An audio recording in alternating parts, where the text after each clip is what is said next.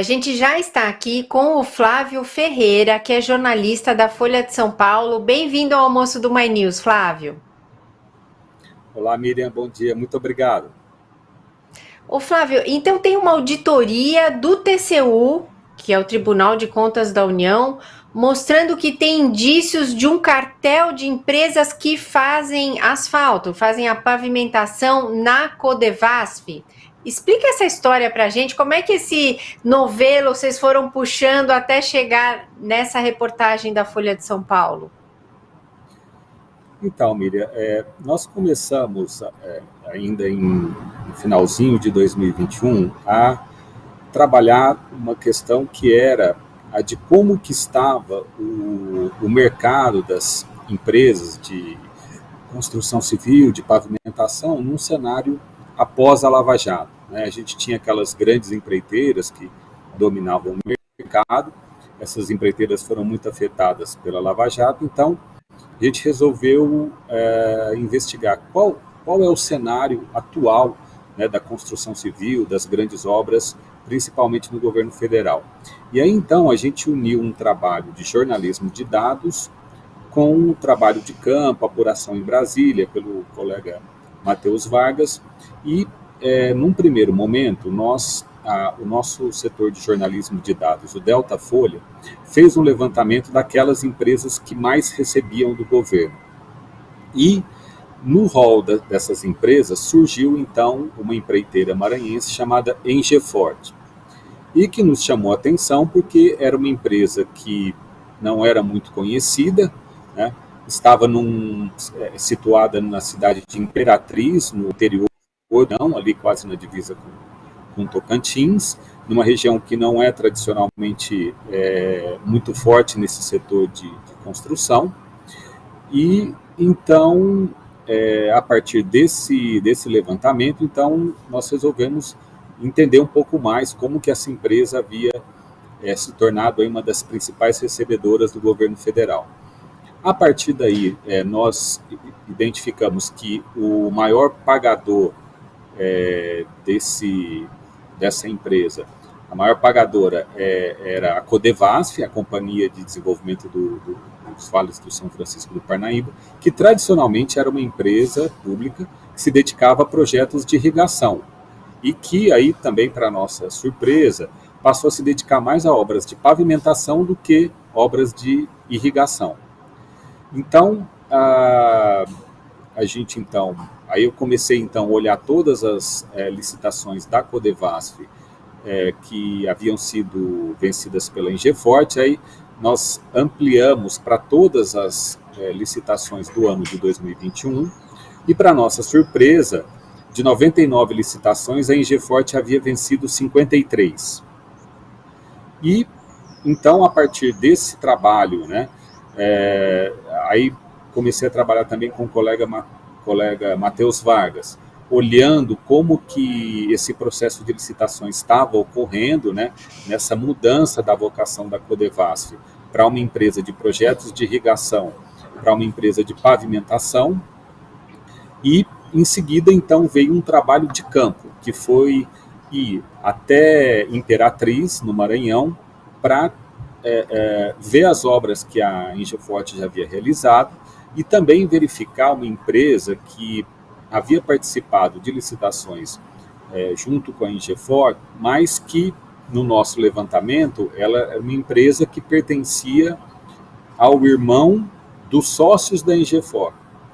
E aí, ao chegar a Imperatriz, nós verificamos que era uma empresa de fachada, no endereço onde deveria funcionar essa construtora, a Del Construtora, não havia nada, era um endereço, era uma rua que saía de uma rodovia e o número que constava oficialmente era um número que nem existia naquela rua. Então, a partir daí, nós verificamos que se tratava de uma empresa de fachada e a Del Construtora e uma empresa que dominava o mercado, que era a Engefort. Então, foi a partir daí, então... Pois não. Não, eu ia te perguntar qual é a soma, né? Você falou que essa Engefort foi apontada pelo levantamento de vocês, como a principal beneficiada desse suposto esquema. Eu digo suposto ou já posso dizer que é um esquema, Flávio? Olha, a gente sempre toma o cuidado de usar o suposto, né? Uhum. Porque eu acho que estamos numa fase inicial das apurações, né? Quer dizer, a partir das nossas reportagens, a equipe do TCU também foi fazendo as suas verificações e eles cruzaram os lances de cada uma das licitações que foram vencidas, né? E os indícios são muito fortes, mas eu acho que ainda podemos usar o suposto ainda, porque Suposto, tá. tudo isso ainda está sob investigação e realmente as evidências são bastante fortes, mas ainda acho que ainda temos que tomar esse cuidado, ouvir a empresa, procurar, vamos dizer assim, sempre tomar cuidado aí para não avançar o sinal e fazer realmente uma apuração bem cuidadosa. Agora, Flávio, esse suposto esquema, nós estamos falando de quanto dinheiro? São 892 milhões de reais, é isso? É, é, Envolvidos?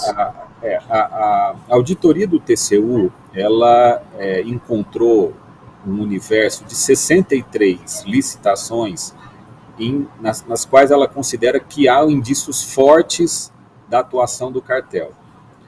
Essas 63 licitações, o valor delas, o valor total dessas licitações, dessas 63 licitações, é de 1 bilhão e 100 milhões de reais. E desse 1 bilhão e 100, a Engeforte venceu licitações que somam quase 900 milhões.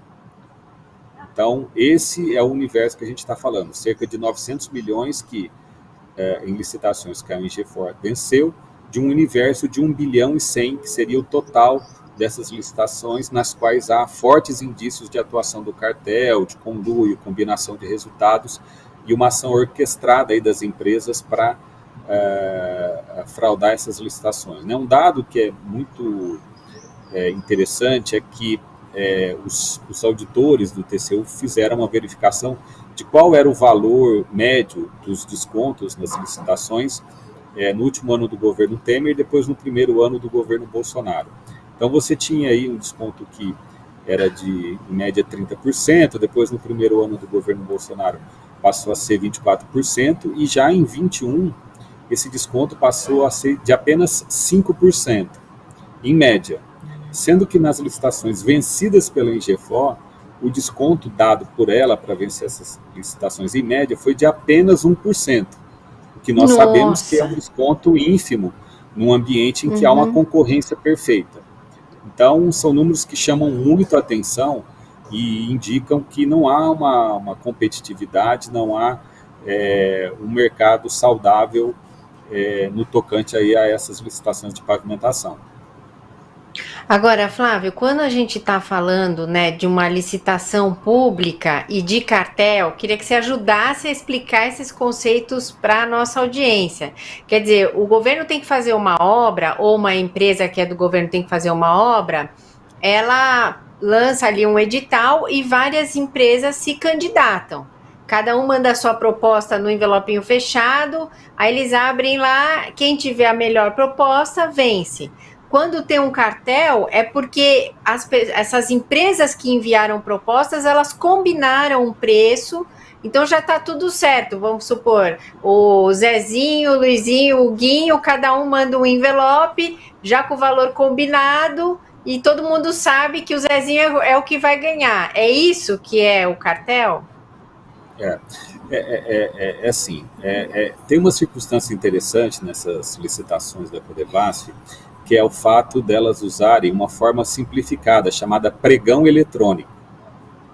Até é passível de crítica, porque para a Codevasf, as obras de engenharia, de pavimentação, são obras simples, como se fosse colocar piso em uma casa. Então, as cotações são feitas por metro quadrado e não levam em consideração um projeto básico, real daquele lugar onde as obras vão ser feitas. Então, eles fazem um preço médio por metro quadrado e colocam isso num pregão eletrônico. E aí, nessa forma simplificada do pregão eletrônico, é possível acompanhar pela internet cada lance dos participantes. Então, o que os auditores do TCU fizeram foi o seguinte: buscar o histórico desses lances que foram dados na internet, que ficam registrados numa ata. Então, eles foram verificando o padrão de comportamento das empresas em cada um desses pregões. Então, eles verificaram várias situações em que ficava claramente demonstrado ali que havia uma combinação. Muitas vezes empresas, aí eles estipulam que havia 35 empresas participando desse cartel. Então, algumas empresas participaram só para apresentar uma proposta inicial e depois sair. Então, algumas apresentavam uma proposta, até continuavam dando lances, mas aí quando apresentavam um lance que era o menor, eram chamadas a apresentar a documentação e não apresentavam. Então, tem toda uma análise que foi feita por esses auditores do comportamento dessas empresas ao dar esses lances, ao sair, ao entrar, ou ao muitas vezes até, vamos dizer assim, dar causa ao próprio cancelamento da sua participação. Então, tudo isso foi analisado de uma maneira muito minuciosa. Então, essa ação combinada, essa ação orquestrada, se você olha o conjunto das licitações, você percebe, por exemplo, que em 4 licitações, aquele bolo foi dividido em 4 partes. Então, uma ganhou a primeira licitação, depois a outra. E sempre o que chama mais atenção é o seguinte: são sempre os valores muito baixos de desconto que são oferecidos. Então, aí você tem essa combinação de quem vai ganhar, e os lances são mera ficção, é tudo um teatro, né? Eu acho que uma boa explicação do que é o cartel é que o cartel é um grande teatro onde você tem as representações ali de uma concorrência que, na verdade, não existe. Sim, agora, Flávio, qual é que é o papel desse ministro do TCU, Jorge Oliveira, que foi indicado pelo presidente Jair Bolsonaro nessa história? Qual é o papel dele? Então, o ministro Jorge Oliveira é o relator desse caso no Tribunal de Contas. Então, na semana passada, ele levou esse caso ao plenário, mas não deu muitos detalhes do que ele entendia, apenas disse que não havia para ele elementos suficientes para impedir a realização de novos contratos. Porque quando a área técnica do TCU finalizou o trabalho, eles fizeram uma representação, uma recomendação de que quaisquer novos contratos ligados a essas licitações não fossem mais feitos, ficasse proibido fazer novos contratos. E olha que, a meu ver, é até uma posição até conservadora, porque em muitos casos a gente vê recomendações para parar o que já está em andamento, inclusive, né?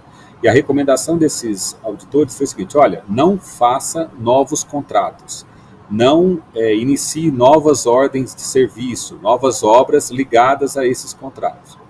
E ainda assim, o ministro Jorge Oliveira entendeu que, mesmo reconhecendo, né, no seu voto escrito, olha, há elementos fortes, há indícios, há uma materialidade, há situações que merecem a atenção do tribunal, ainda assim acho que ainda não são suficientes para não há motivo ainda para impedir a realização de novos contratos, né? Então, há aí uma clara divergência entre o que entende aí a área técnica do TCU, os auditores e os ministros, né? A gente tem que lembrar que os ministros do TCU são indicados politicamente. Então, o ministro Jorge Oliveira é amigo do presidente Bolsonaro, foi indicado por ele. Então, há essa circunstância, não é, que tem que ser considerada também, quando a gente tem, então, essas divergências entre o que pensa a área técnica do tribunal e o que pensam os ministros indicados politicamente. Agora, Flávio, qual é a ligação desse caso todo com o orçamento secreto, com o que eles chamam de emendas do orçamento? Então, porque tem a Codevasf envolvida, sim, né? E a Codevasf está com o Centrão. É. A Codevasf, ela se tornou essa grande empresa de pavimentação porque ela foi turbinada com os recursos das emendas de relator, né? E então é muito impressionante quando a gente olha os números, né? Então era uma empresa que recebia aí dezenas de milhões, né, em, em emendas, e de repente ela passou a receber valores bilionários, né? Há uma auditoria da CGU, da Controladoria Geral da União, que aponta que esses valores chegaram a 4 bilhões de reais. Só que, em relação a esses 4 bilhões de reais, não há nenhum controle da própria empresa. Por quê? Porque quem manda e quem indica e quem decide para onde vai e como vai o dinheiro são os padrinhos das emendas. Então, por exemplo, uma outra circunstância que chama muita atenção, que é o seguinte: a Codevasf, ela elaborou um catálogo com produtos que ela pode doar, com pavimentação, com uma série de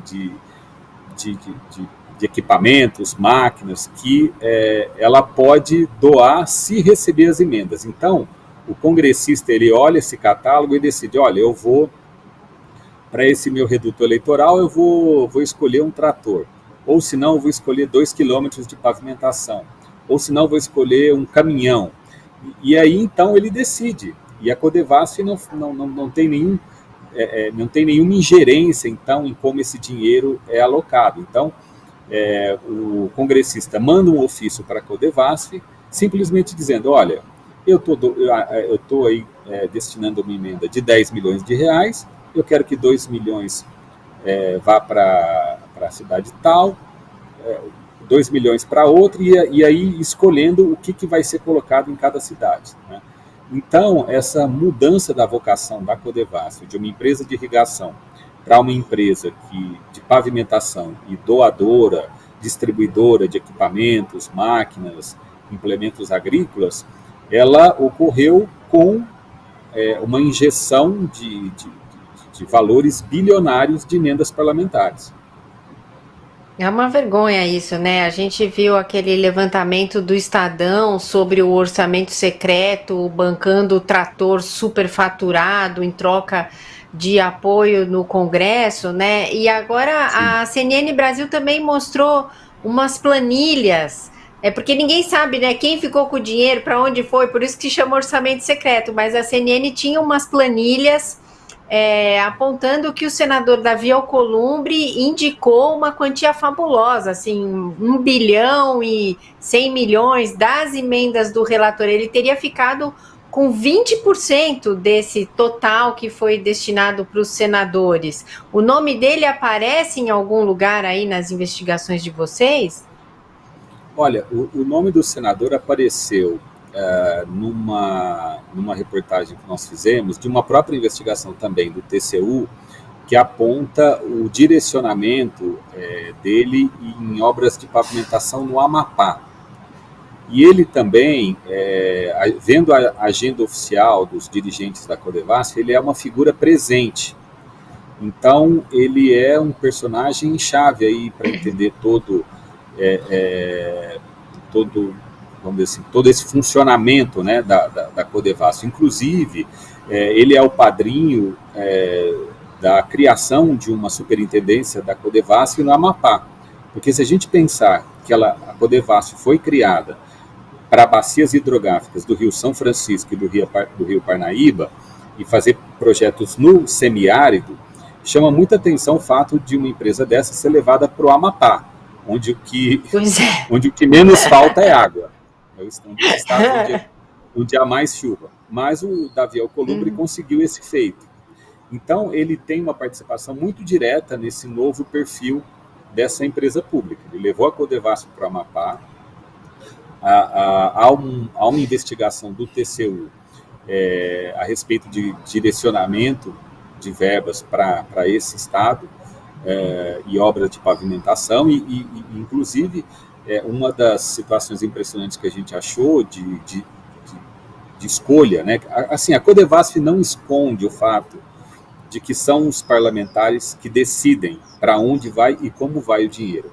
Mas a gente até usou em uma das nossas reportagens um ofício em que o senador Davi Alcolumbre, ele faz um ofício com uma tabela. Então ele diz assim, olha, para o município tal, 2 milhões, eu quero asfalto de tal tipo, 3 quilômetros.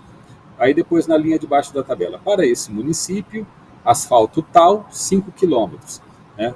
Fazendo uma divisão ali do bolo de uma maneira totalmente sem planejamento, sem técnica, quer dizer, isso que chama muita atenção. Se a gente na base assim, do Unidunité, assim, aqui eu vou pôr 1 milhão, ali eu dou mais 2. Que vergonha. Então, não há nenhuma justificativa técnica, por exemplo, para você escolher um tipo de pavimentação em um lugar ou outro. Quer dizer, se houvesse um projeto, vamos dizer assim, da própria Codevasf, um programa de pavimentação em que você já tivesse ali identificadas as áreas que mais necessitam, e aí você seguisse um cronograma, né, de obras, olha, vamos atender as áreas prioritárias, depois... Mas não, assim, realmente é o dedo do deputado, do senador, que manda e não se questiona se aquilo realmente é necessário para aquela cidade, e tudo é feito sem planejamento. Agora, Flávio, vocês procuraram as duas empresas, elas disseram que não tem nenhuma irregularidade, né? A Codevasf falou que as licitações foram feitas dentro da lei, a Ingeforte também negou que tenha liderado o cartel. Agora, qual é o próximo passo? O que vai acontecer? Agora é o Ministério Público que tem que atuar? Nós também estamos aguardando agora, né, o que vai acontecer, porque no processo do TCU, o ministro simplesmente disse que deveria ser feito um processo em apartado e deveriam ser ouvidas as empresas, né? Mas eu acho que agora se abre aí um caminho para a atuação do Ministério Público, porque ali são indicados crimes, né? O crime de cartel, o crime de fraude à licitação, você tem ali uma série de tipos aí do Código Penal que estão ali, né?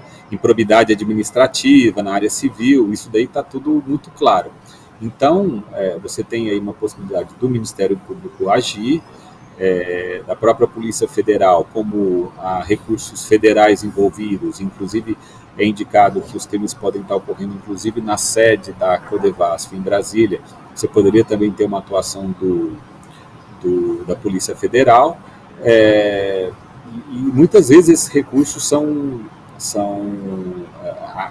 um investimento até, inclusive, dos estados ou dos municípios. Então, eu acho que em cada localidade onde há uma obra da Codevasf hoje, é possível que os entes locais também façam uma verificação se esses contratos envolvem também recursos municipais, estaduais, de convênio, quer dizer, eu acho que esse trabalho ele é um pontapé inicial que pode dar margem a apurações em todos os lugares onde há obras de pavimentação da Codevasf, porque elas são feitas nesse formato, que é um formato totalmente sem critério técnico, então fica aberta então, a brecha para irregularidades, né? E isso não está sendo indicado agora pela área técnica do TCU, isso daí desde maio do ano passado que a área técnica do TCU faz esse alerta, não é? Mas os ministros do TCU nunca ouviram e deixaram então que esse modelo prosperasse, e agora o que a gente está vendo são esses indícios cada vez mais fortes aparecendo. Ô Flávio, eu quero te parabenizar pelo seu trabalho, quero agradecer demais o Sérgio Dávila, que é o diretor de redação da Folha de São Paulo.